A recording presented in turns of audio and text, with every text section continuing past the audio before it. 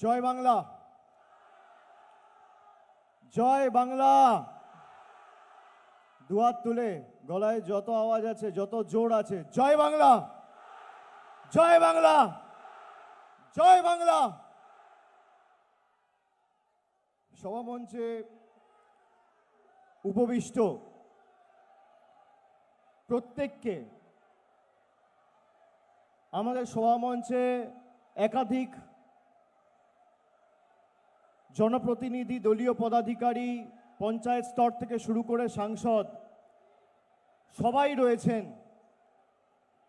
আজকের সভার উদ্যোক্তা এবং মূল অনুষ্ঠাতা বা অনুসূচক মথুরাপুর সাংগঠনিক জেলা, সুন্দরবন সাংগঠনিক জেলা তৃণমূল কংগ্রেসের চেয়ারম্যান, সভাপতি বাপি সহ প্রত্যেক বিধায়ক যারা রয়েছেন, দলীয় পদাধিকারী যারা রয়েছেন, আমি প্রত্যেককে আমার অন্তরের অন্তঃস্থল থেকে ধন্যবাদ, কৃতজ্ঞতা এবং প্রণাম জানাচ্ছি। একে একে আমি সবার নাম বলতে পারলে খুশি হতাম, কিন্তু যে জনতা জনার্দন আমাদের ভালোবেসে নিজেদের ভোটাধিকার প্রয়োগ করে কাউকে সাংসদ করেছেন, বিধায়ক করেছেন, পঞ্চায়েতে জিতিয়েছেন, জেলা পরিষদে জিতিয়েছেন, তাদেরকে বসিয়ে রেখে এক এক করে নাম নেওয়ার ধৃষ্টতা আমার নেই। আমি একযোগে সবাইকে আমার কৃতজ্ঞতা জানাচ্ছি, আমার ধন্যবাদ জানাচ্ছি। আপনারা জানেন আজকে আন্তর্জাতিক মহিলা দিবস, 8ই মার্চ। আমাদের রাজ্যের মুখ্যমন্ত্রী যেমন একজন মহিলা, রাজ্যের মুখ্য সচিব যেমন একজন মহিলা, রাজ্যের অর্থমন্ত্রী যেমন একজন মহিলা, রাজ্যের শিল্পমন্ত্রী যেমন একজন মহিলা, এই জেলাতেও দুটো লোকসভা কেন্দ্রে মমতা বন্দ্যোপাধ্যায় দুজন মহিলাকে নির্বাচিত করে সংসদে পাঠিয়েছে, দক্ষিণ 24 পরগনা মানুষের আশীর্বাদকে পাথেয় করে। প্রতিমা মণ্ডল, সায়নী ঘোষ, 4 জন সাংসদের মধ্যে 2 জন সাংসদ মহিলা, জেলা পরিষদের সভাধিপতি মহিলা, একাধিক পঞ্চায়েত, গ্রাম পঞ্চায়েত উপপ্রধান, প্রধান মহিলা। আর যে সংখ্যায় আজকে মায়েদের উপস্থিতি, বোনেদের, দিদিদের উপস্থিতি আমি লক্ষ্য করছি, আমি আন্তর্জাতিক মহিলা দিবসে সবাইকে, প্রত্যেক মায়েদের, বোনেদের, দিদিদের আপনাদের কৃতজ্ঞতা জ্ঞাপন করছি, ধন্যবাদ জানাচ্ছি আজকে সশরীরে এই দিনটায় আমাদের সবাই উপস্থিত থাকার জন্য। না জাগিলে ললনা এই বিশ্ব জাগে না। নারী শক্তি, মাতৃশক্তি যদি কারোর সাথে থাকে, তাকে কোনোদিন কেউ হারাতে পারে না। আমাদের রাজ্যের মুখ্যমন্ত্রী আজকে 3য় দিন তিনি কলকাতার রাজপথে ধর্নায় বসেছেন সাধারণ মানুষের ভোটাধিকারের স্বার্থে।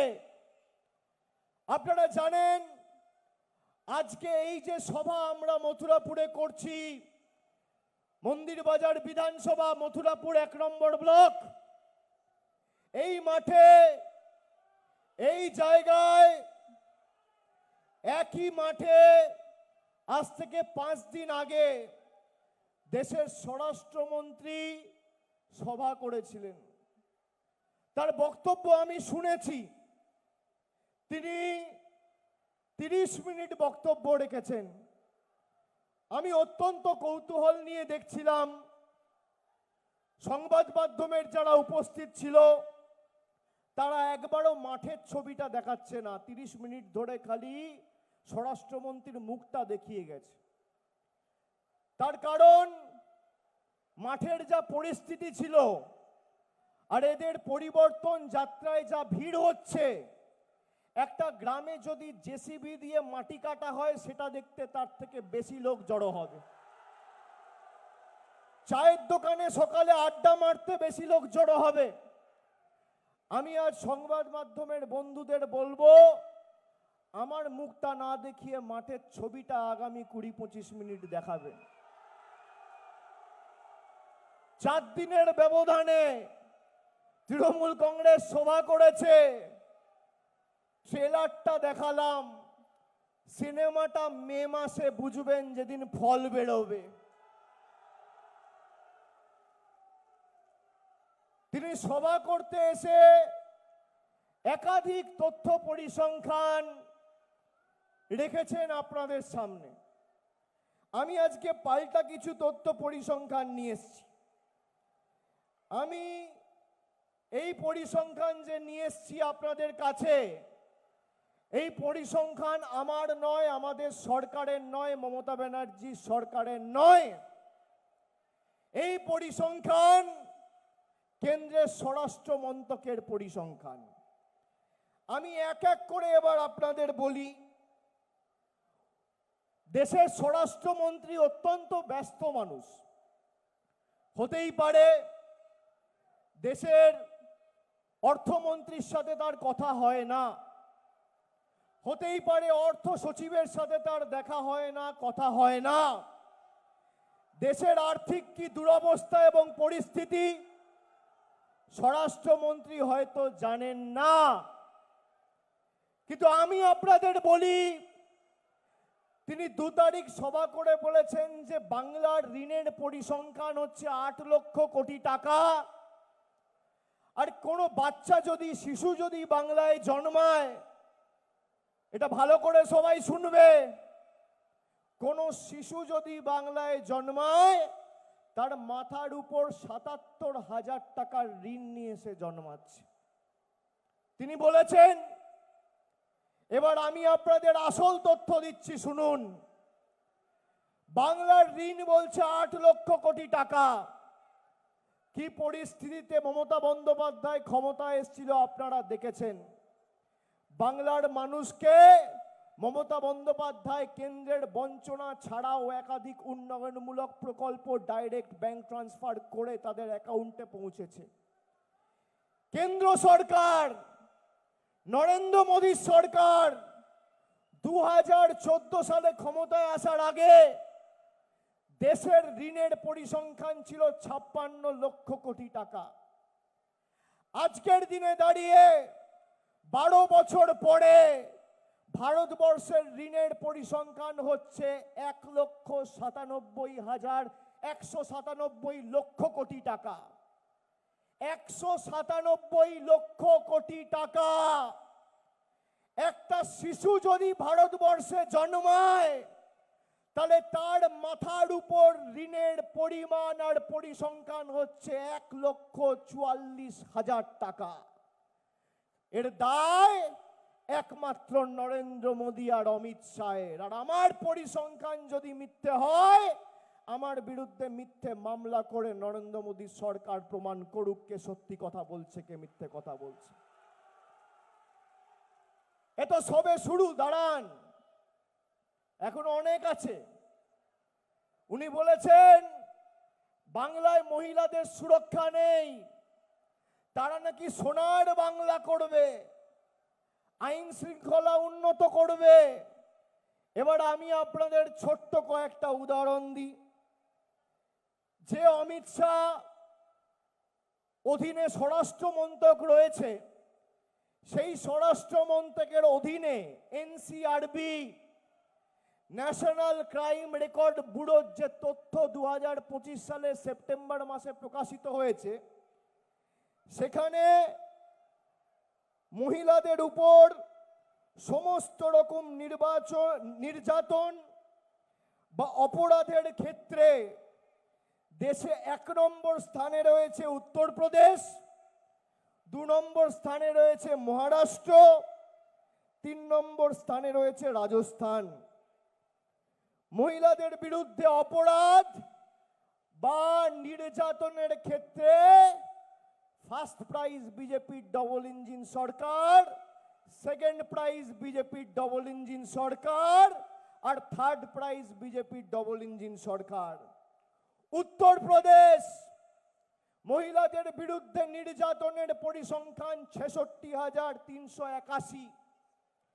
মহারাষ্ট্র মহিলাদের বিরুদ্ধে নির্যাতন এবং অপরাধে পরিসংখ্যান হচ্ছে 47,101।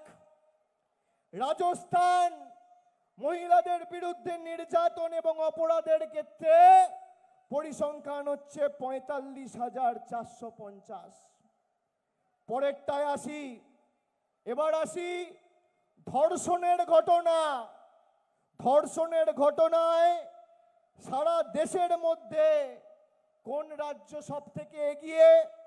1 নম্বর স্থানে রাজস্থান, 2 নম্বর স্থানে উত্তরপ্রদেশ, 3 নম্বর স্থানে মধ্যপ্রদেশ। অর্থাৎ ধর্ষণের ক্ষেত্রে গোল্ড মেডেল বিজেপির ডবল ইঞ্জিন সরকার, ধর্ষণের ক্ষেত্রে সিলভার মেডেল বিজেপির ডবল ইঞ্জিন সরকার, আর ধর্ষণের ক্ষেত্রে ব্রোঞ্জ মেডেল বিজেপির ডবল ইঞ্জিন সরকার। এবার আসি পণের জন্য মহিলাদের মৃত্যুর ঘটনার ক্ষেত্রে 1 নম্বর স্থানে উত্তরপ্রদেশ, 2 নম্বর স্থানে বিহার, আর 3 নম্বর স্থানে মধ্যপ্রদেশ। তিনটেই ডবল ইঞ্জিন সরকার। পরেরটায় আসি, দিল্লি পুলিশ যার অধীনে, যে কেন্দ্র সরকারের স্বরাষ্ট্র মন্ত্রকের অধীনে 2023 সালে শুধু দিল্লিতে মহিলাদের উপর নির্যাতনের ঘটনা ঘটেছে 13,366টি। দেশের মধ্যে 1 নম্বর। 2 নম্বর বম্বে, মুম্বাই, 3 নম্বর ব্যাঙ্গালোর। পরেরটায় আসি, অমিত শাহ বলছে বাংলায় বিজেপি সরকার গড়লে আইনের শাসন তিনি প্রতিষ্ঠা করবেন। দেশের মধ্যে সব থেকে বেশি খুনের ঘটনা 1 নম্বর উত্তরপ্রদেশ, সব থেকে বেশি খুনের ঘটনা 2 নম্বর বিহার, 3 নম্বর মহারাষ্ট্র। তিনটেই ডবল ইঞ্জিন সরকার। পরেরটায় আসি, অপহরণের ঘটনায় দেশের মধ্যে 1 নম্বর উত্তরপ্রদেশ, 2 নম্বর মহারাষ্ট্র, 3 নম্বর মধ্যপ্রদেশ। তিনটেই ডবল ইঞ্জিন সরকার। দাঙ্গার ঘটনা 1 নম্বর মহারাষ্ট্র, 2 নম্বর মণিপুর, 3 নম্বর বিহার। তিনটেই ডবল ইঞ্জিন সরকার। আমি যে তথ্যগুলো দিলাম এই তথ্য আমার বানানো নয়, এনসিআরবির তথ্য। আমি অমিত শাহকে বলবো, আপনি তৃণমূলের পিছনে আক্রমণ না করে দিল্লি পুলিশকে কাজে লাগান, সিআরপিএফ কে কাজে লাগান। কে আপনার বক্তব্যটা লিখেছে তাকে বার করুন, তাকে বার করে তাকে চিহ্নিত করে তার বিরুদ্ধে ব্যবস্থা নিন। আর যদি ভালো স্পিচ রাইটার না পান এখান থেকে আমরা ধার করে পাঠিয়ে দেব। আপনি যে কথাগুলো বলেছেন প্রত্যেকটা কথা মিথ্যে। আমি যে তথ্যগুলো দিলাম এই তথ্য আপনারা শুনেছেন। এখানে মিডিয়া রয়েছে, আপনাদের হাতে হাতে মোবাইল ফোন রয়েছে, আমার কথা রেকর্ড করছেন। অমিত শাহকে বলবো আপনি চ্যালেঞ্জ নিন যে আপনার বিজেপির ডবল ইঞ্জিন সরকারে মানুষের জন্য একটা রাজ্যে আপনি উদাহরণস্বরূপ যদি আমাকে দেখাতে পারেন মমতা বন্দ্যোপাধ্যায়ের সিকিভাগ কাজ করেছে, আমি রাজনীতির আঙিনায় পা রাখবো না। আপনি চ্যালেঞ্জ গ্রহণ করুন, আপনি জায়গা ঠিক করুন, আপনি সময় ঠিক করুন। একদিকে আপনি থাকবেন, একদিকে আমি থাকবো। আপনার পরিসংখ্যান নিয়ে আপনি আসবেন, আমার পরিসংখ্যান নিয়ে আমি যাব। ভোকাট্টা করে মাঠের বাইরে বের করে দেবো 10-0 গোল দিয়ে। আপনি মানুষকে মিথ্যে কথা বলছেন যে মমতা বন্দ্যোপাধ্যায়ের আমলে একটা শিশু বাংলায় জন্মালে তার মাথার উপর 77,000 টাকা ঋণ। আরে নরেন্দ্র মোদীর আমলে তার অধীনে যদি একটা বাচ্চা ভারতবর্ষে জন্মগ্রহণ করে তার মাথার উপর 1,44,000 টাকার ঋণ। দায় কার? আমাকে মিথ্যা প্রমাণ করুন, নইলে এই মাঠে এসে মথুরাপুরের মানুষের কাছে নিঃশর্ত ক্ষমা চান। হয় আমায় মিথ্যা প্রমাণ করুন, নইলে ক্ষমা চান। আর মানুষ আগামী দিন আপনাদের জবাব দেবে।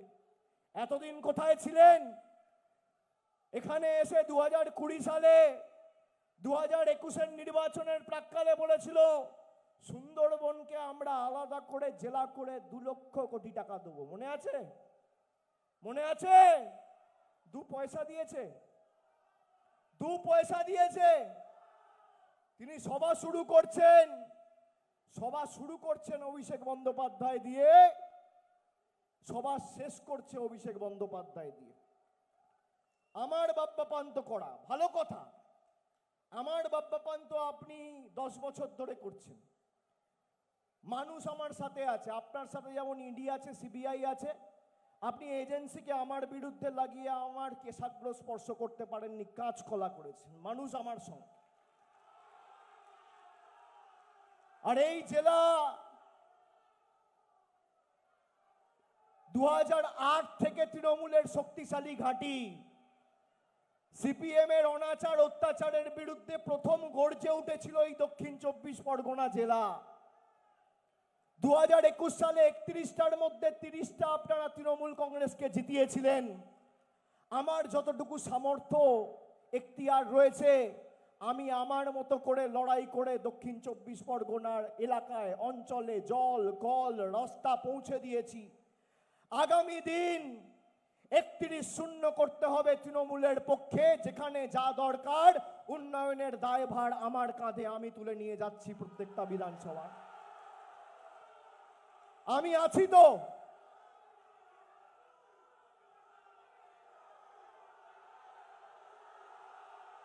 আপনারা ঐক্যবদ্ধ হয়ে লড়াই করুন।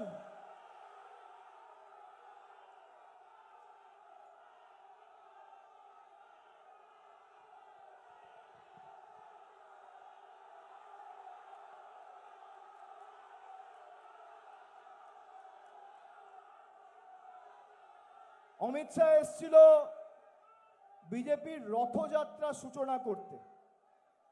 এ তো রথযাত্রার আগেই বিসর্জন যাত্রা হয়ে গেছে। এমন রথযাত্রার অবস্থা যে ড্রাইভার আর উপরে 4টে হাত নাড়ার লোক ছাড়া আর লোক নেই, কোথাও কোনো লোক নেই। বাংলায় এসআইআর করতে গিয়ে বিজেপিতে এসআইআর হয়ে গেছে। বাংলার মানুষের অধিকার কাটতে গিয়ে নিজেদের গর্ত নিজেদের কবর নিজেরাই খুঁড়েছে। আপনি দেখুন কি অবস্থা। খালি দক্ষিণ 24 পরগনায় নয়, নদিয়া, কুচবিহার, জলপাইগুড়ি, গড়বেতা, পূর্ব বর্ধমান, পশ্চিম বর্ধমান, যেখানে যাচ্ছেন, হাওড়া, হুগলি, সর্বত্র ফাঁকা। আমি তো 50-এর নিচে নামাবো বলেছি। খালি দক্ষিণ 24 পরগনার দায়িত্বটা আপনাদের, যাতে বাকি বাংলার অন্যান্য প্রান্তে আপনাদের লড়াই আমি সৈনিকের মতো লড়ে এদের 50-এর নিচে নামাতে পারি। কিন্তু 31-0 দক্ষিণ 24 পরগনাকে তৃণমূলের পক্ষে করার দায়িত্ব আপনাদের সবাইকে নিতে হবে। অমিত শাহ এসে বলেছেন दीदी अगले बार जीत के आए तो भाईपो का शासन होगा, अभिषेक बनर्जी प्रदेश चलाएगा। তাই নাকি? আমি জানি না অমিত বাবু, সম্মানীয় স্বরাষ্ট্রমন্ত্রী, আপনি বাংলার রাজনীতি কতটা ফলো করেন, কতটুকু নজর রাখেন। আমি 2014 সালে সাংসদ হয়েছি, আজকে 2026, 12 বছর। আমি আজ পর্যন্ত আমার লোকসভা কেন্দ্রের বাইরে আজ পর্যন্ত কোনো সরকারি অনুষ্ঠানে যাইনি। আমি আজ পর্যন্ত কোনো শিল্প সম্মেলনে যাইনি। আমি আজ পর্যন্ত কোনো খেলায় যাইনি, কোনো মেলায় যাইনি। আমি আজ পর্যন্ত কোনো ফিল্ম ফেস্টিভ্যালে যাইনি, কার্নিভালে যাইনি, সরকারি পরিষেবা প্রদান অনুষ্ঠানে যাইনি আমার লোকসভা কেন্দ্রের বাইরে। তার কারণ আমি জানি একজন জনপ্রতিনিধি হতে গেলে তাকে অনেক বাধ্যবাধকতা মেনে চলতে হয়। আমি একবার নয়, দুবার নয়, তিনবার নয়, মানুষের সামনে অগ্নি পরীক্ষা দিয়ে একবার ৭১,০০০, একবার ৩,২২,০০০ আর একবার ৭,১১,০০০ ভোটে জিতেছি। আমি জানতে চাই, অমিত শাহ, আপনার ছেলে কোন অগ্নি পরীক্ষার দিয়ে আইসিসির প্রেসিডেন্ট হয়েছে? মানুষকে বলুন, কোন অগ্নি পরীক্ষা দিয়েছে?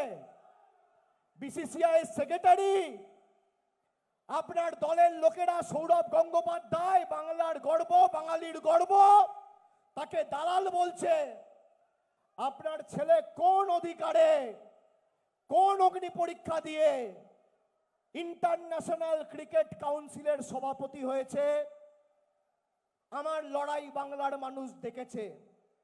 প্রধানমন্ত্রী সভা করে এসে এখানে থ্রেট দিয়ে গেছিল, বলেছিল ভাইপোকে জেলের ভাত খাওয়াবো, পার্টি অফিস বন্ধ করে দেবো। আমতলায় তৃণমূলের পার্টি অফিসে জোড়া ফুলের পতাকা আজও পথ পথ করে উঠছে, বিজেপির ঝান্ডা ধরার লোক দক্ষিণ ২৪ পরগনায় নেই। আপনার যদি বুকের পাটা থাকে, আপনি আসুন মথুরাপুর জেলায়। একদিকে আপনি থাকবেন, একদিকে আমি থাকবো।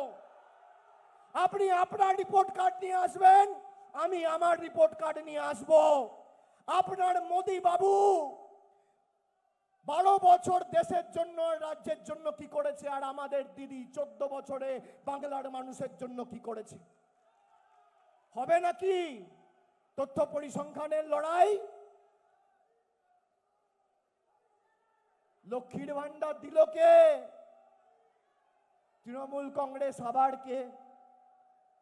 যারা সকাল বিকেল দাঁড়িয়ে মমতা ব্যানার্জিকে ব্যঙ্গ বিদ্রুপ করতেন, গালমন্দ বলতেন, আজকে তারাই লাইনে দাঁড়িয়ে যুবসাথীর ফর্ম ফিল আপ করছেন। কি সুন্দর! এটাই তো গণতন্ত্রের রীতি। আমরা যখন সরকারে, যারা আমাদের ভোট দিয়েছে, আমাদের সরকার, তাদের জন্য কাজ করতেও বদ্ধপরিকর, যারা বিরুদ্ধে দিয়েছে তাদের জন্য কাজ করতেও বদ্ধপরিকর। আর শুধু বলেনি, তিনি করে দেখিয়েছেন। ফেব্রুয়ারির 5 তারিখ বাজেট হয়েছে, সেখানে যুবসাথীর কথা ঘোষণা হয়েছে।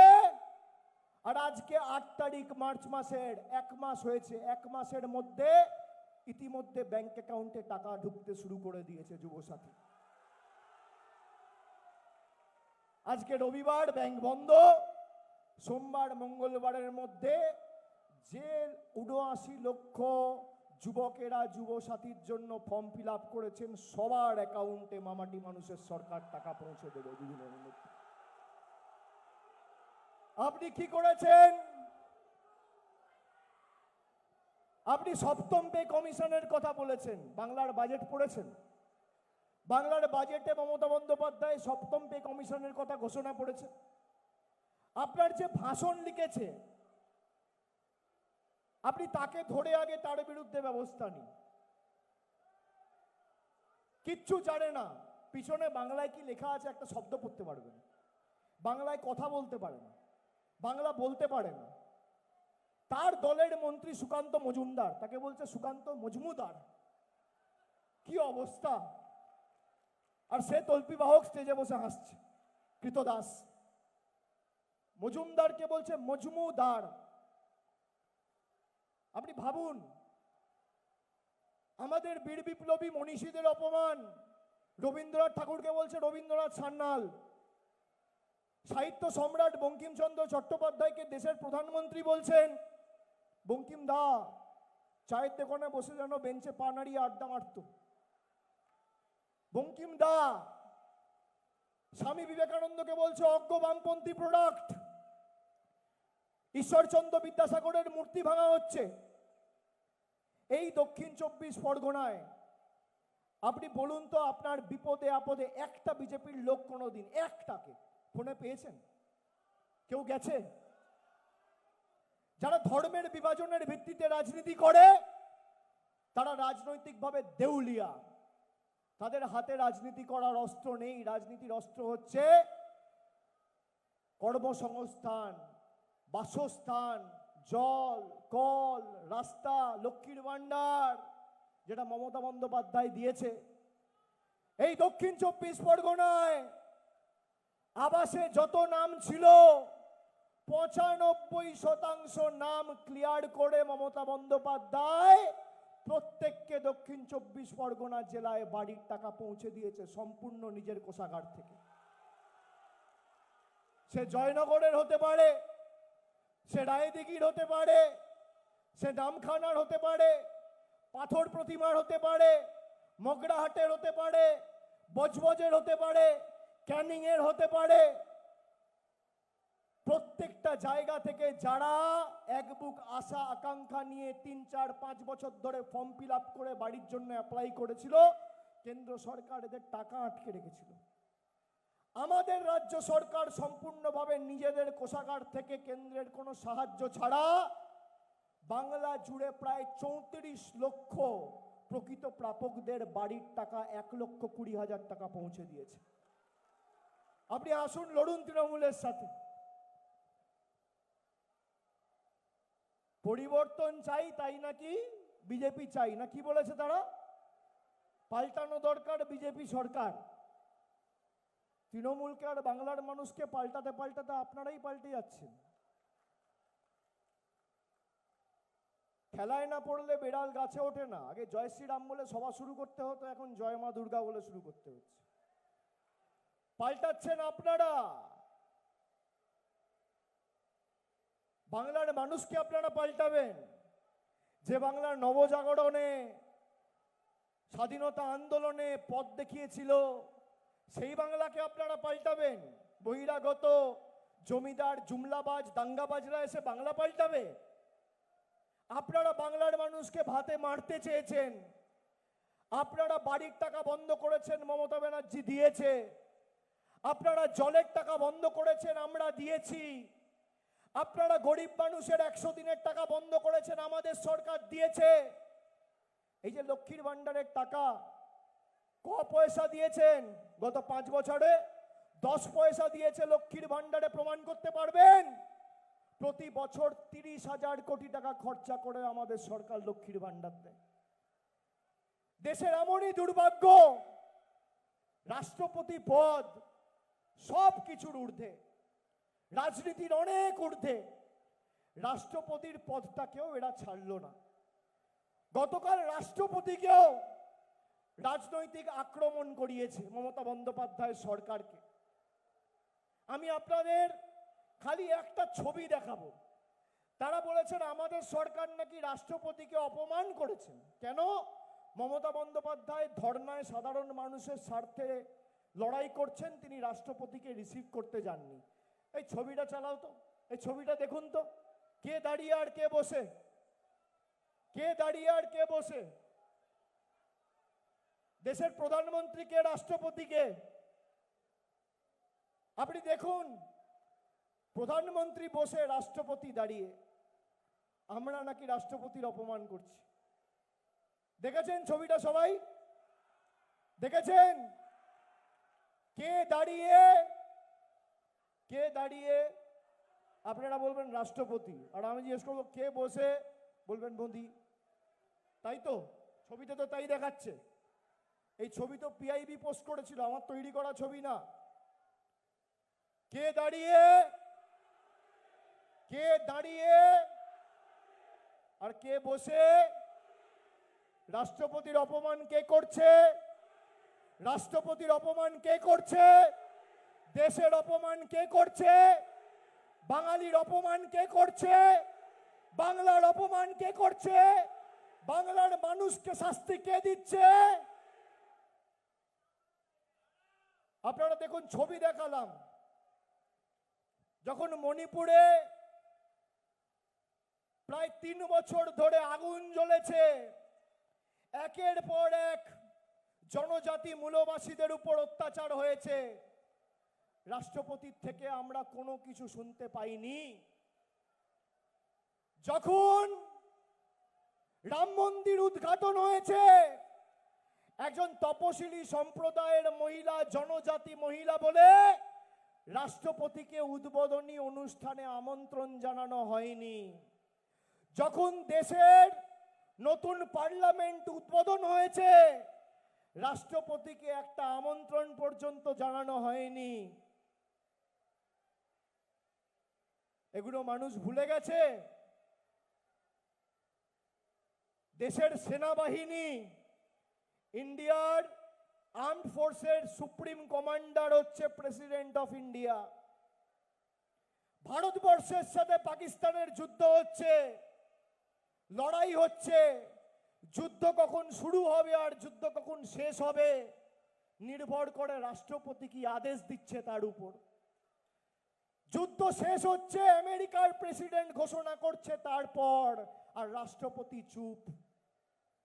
আমি নয়, জম্মু কাশ্মীরের তৎকালীন যিনি রাজ্যপাল ছিলেন সত্যপাল মালিক, তিনি সাক্ষাৎকার দিতে গিয়ে বলেছেন যে রাষ্ট্রপতি ঠিক করে না রাষ্ট্রপতি কার সাথে দেখা করবে, প্রধানমন্ত্রী সচিবালয় থেকে তালিকা যায় আপনি কার সাথে দেখা করবেন, কখন কিভাবে কার সাথে বসবেন। সে আজকে বেঁচে নেই, আমাদের মধ্যে নেই, কিন্তু সত্যপাল মালিকের সেই বক্তব্য কিন্তু আপনারা ইউটিউবে গেলে আজও পাবেন। আমি বলছি না, বিজেপি যাকে রাজ্যপাল করে জম্মু কাশ্মীরে পাঠিয়েছিল সেই ভদ্রলোক বলছে, আর অমিত শাহ এসে আমাদের জ্ঞান দেবে। আমাদের যে বুথে যেখানে যা দুর্বলতা রয়েছে কাঁধে কাঁধ মিলিয়ে এখন থেকে লড়াই প্রস্তুত করুন, সময় নেই। আমরা 4 মাস ধরে তৃণমূলের বিএলএ টুরা অক্লান্ত পরিশ্রম করে এসআইআরে খেটেছে, আমি স্যালুট জানাই সবাইকে, কুর্নিশ জানাই। আপনারা না থাকলে আজকে অনেক বাঙালি আরো ক্ষতিগ্রস্ত হতো, তাদের হয়রানির শিকার হতে হতো। কিন্তু যেভাবে আপনারা লড়াই করেছেন আপনাদের কুর্নিশ জানাই। কিন্তু আর 2 মাস লড়াই, 2 মাস 50 দিন, আর যেখানে আমাকে যেতে বলবেন আপনার সাথে কাঁধে কাঁধ মিলিয়ে আমি লড়বো, আমি আছি। বুথ চিহ্নিত করুন, অঞ্চল চিহ্নিত করুন, তালিকা তৈরি রাখুন, অঞ্চলে যা লাগবে তালিকা তৈরি করে করে আমার কাছে পাঠাবেন। আমার অফিস থেকে অঞ্চল নেতৃত্বের সাথে সরাসরি যোগাযোগ রয়েছে, আপনারা জানেন। প্রত্যেকটা গ্রাম পঞ্চায়েত মেম্বার, প্রধান, গ্রাম সভার উপপ্রধান, অঞ্চল সভাপতি, টাউনের কাউন্সিলর সরাসরি আমার অফিসের সাথে যোগাযোগে রয়েছেন। তালিকা তৈরি করুন, কোথায় জল লাগবে, রাস্তা লাগবে, লাইট লাগবে, আলো লাগবে, কল লাগবে, আমার সামর্থ্য অনুযায়ী আমি লড়াই করে আদায় করে এনে দেবো। দক্ষিণ 24 পরগনার একটা বুথেও যেন ভারতীয় জনতা পার্টির জল্লাদরা মাথা তুলতে না পারে।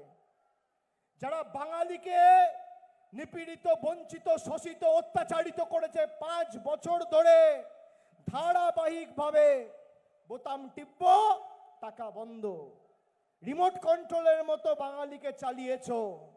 আগামী দিন জবাবটা বোতামের মাধ্যমে দিতে হবে। দিল্লি থেকে যারা রিমোট কন্ট্রোলের বোতাম টিপেছে তাদের জবাবটা ইভিএম এর বোতাম টিপে লাইনে দাঁড়িয়ে আপনাদের দিতে হবে। যেদিন ভোট বাক্স খুলবে সেদিন যেন পদ্ম ফুলের নেতারা চোখে সর্ষে ফুল দেখে।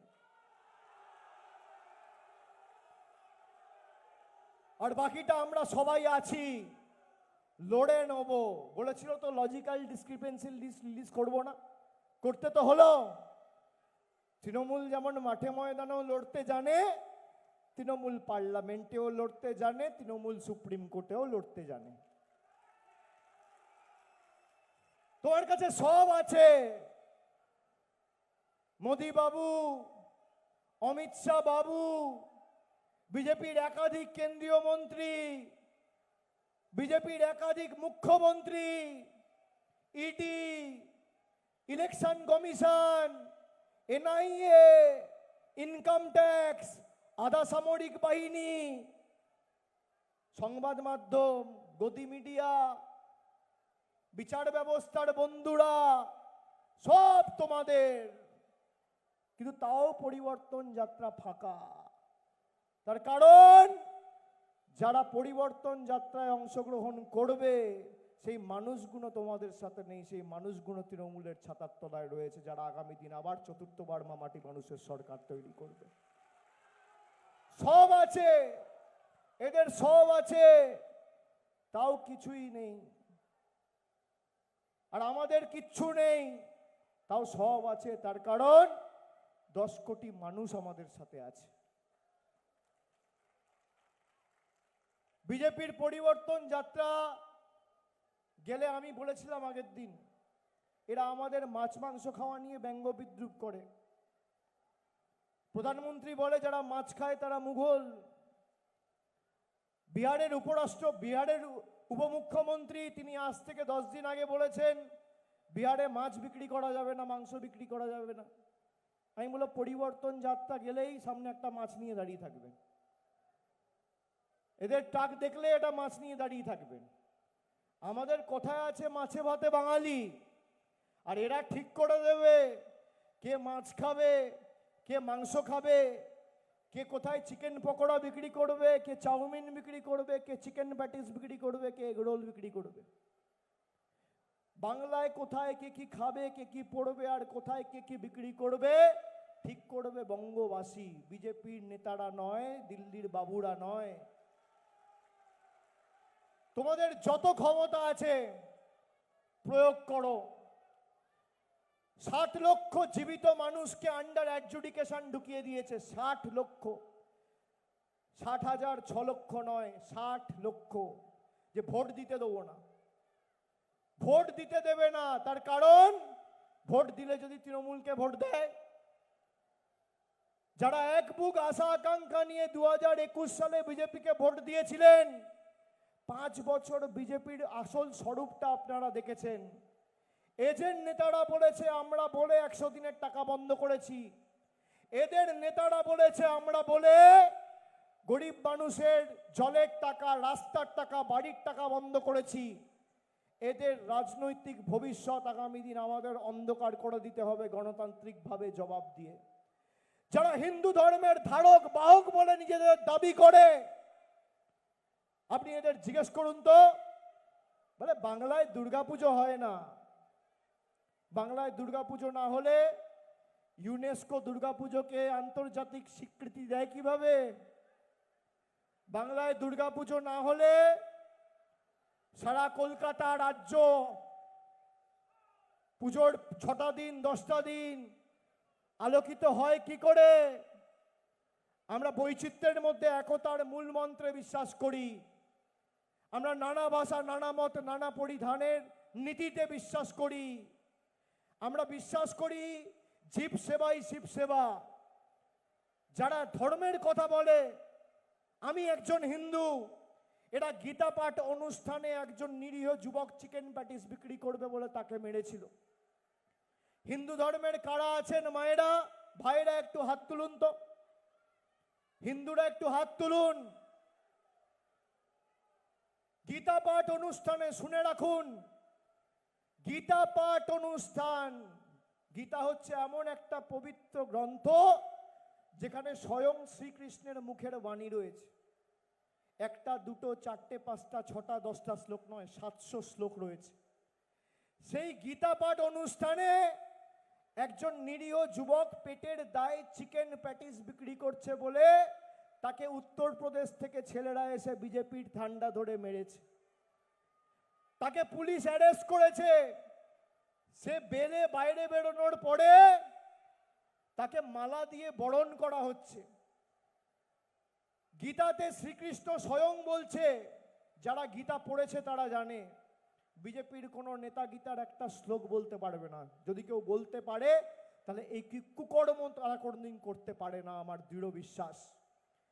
গীতার 5ম অধ্যায় 18 নম্বর শ্লোক, শ্রীকৃষ্ণ স্বয়ং বলছেন, বিদ্যা বিনয় সম্পন্নে ব্রাহ্মণে গবি হস্তিনী সুনিচৈবা স্বপাকে চা পণ্ডিতা সমদর্শিনা। তার মানে শ্রীকৃষ্ণ স্বয়ং বলছেন যে একটা মানুষ তো বটেই, আমি একটা পিঁপড়ে, একটা কুকুর, একটা গাছ, একটা বিড়াল, একটা জন্তুর মধ্যেও বিরাজমান। একটা মানুষের মধ্যে তো আমি আছি, সর্বত্র আমি রয়েছি। সেই গীতা পাঠ অনুষ্ঠানে 77টা এমএলএ নিয়ে বিজেপির নেতারা ঠিক করছে কে প্যাটিস বিক্রি করবে আর কে রোল বিক্রি করবে। এই হচ্ছে বিজেপির হিন্দুত্ব।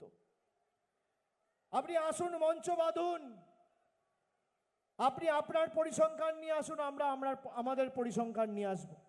আমি তো চ্যালেঞ্জ দিয়ে গেলাম, কিন্তু আপনাদের দায়িত্ব কি, যে বুথে তৃণমূলের 200 লিড আছে আগামী দিন সেটা বাড়িয়ে 400 করতে হবে।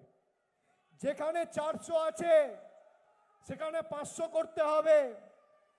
যে বিধানসভায় তৃণমূলের 50,000-এর ব্যবধান রয়েছে সেটা 70 করতে হবে, যেখানে 25 রয়েছে সেটা 50 করতে হবে। দক্ষিণ 24 পরগনায় এমন অনেক বিধানসভা রয়েছে যেখানে আমরা লোকসভার ফলের নিরিখে প্রায় 1 লক্ষের ব্যবধানে এগিয়ে আছি, সেখানে 10টা ভোট হলেও বাড়াতে হবে। এই হচ্ছে আমাদের আজকে সবার অঙ্গীকার, এই হচ্ছে আমাদের আজকে সবার শপথ। বাকিটা নির্বাচন ঘোষণা হওয়ার দিন থেকে বুঝে নেব। চলবে না অন্যায়, টিকবে না ফন্দি, জনগণের আদালতে হতে হবে বন্দী। আর আমি তো আছি, নির্বাচন ঘোষণা হওয়ার পর প্রতি সপ্তাহে আসব, 2 দিন ছাড়া ছাড়া আসব।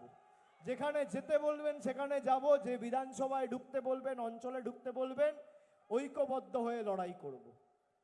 কিন্তু আমাদের এই লড়াই শুধুমাত্র তৃণমূলকে জেতানোর লড়াই বা তৃণমূলকে জিতিয়ে দক্ষিণ 24 পরগনায় 31-0 তৃণমূলের পক্ষে করার লড়াই নয়। যারা 5 বছর ধরে বাঙালিকে অপমানিত করেছে তাদেরকে শিক্ষা দেওয়ার লড়াই। এটা প্রতিরোধের ভোট, এটা শিক্ষা দেওয়ার ভোট, এটা প্রতিশোধের ভোট। মনে থাকবে, মনে থাকবে, মনে থাকবে। যতই করো হামলা, যতই করো হামলা, যারা আছেন দুহাত তুলে বলুন, যতই করো হামলা, যতই করো হামলা, যতই করো হামলা, যতই করো হামলা, যতই করো হামলা, যতই করো হামলা, যতই করো হামলা। জয় বাংলা, জয় বাংলা, জয় বাংলা, জয় বাংলা, জয় বাংলা, জয় বাংলা, জয় বাংলা, জয় বাংলা, জয় বাংলা। অনেক অনেক ধন্যবাদ, নমস্কার।